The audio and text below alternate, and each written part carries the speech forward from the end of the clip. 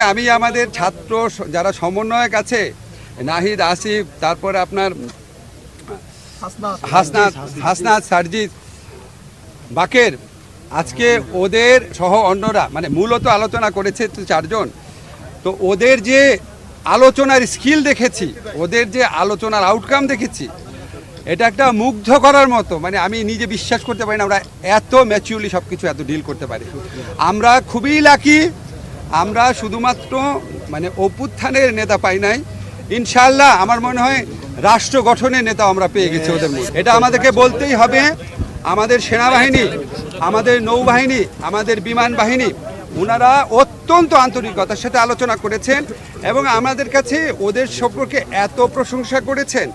এবং ওনারা এই যে ছাত্ররা যে বিভিন্ন জায়গাতে ট্রাফিকের দায়িত্ব পালন করছে, মন্দির পাহারা দিচ্ছে, এটা ওনারা অনেক প্রশংসা করেছেন এবং ওনারা আমাদের এই সমন্বয়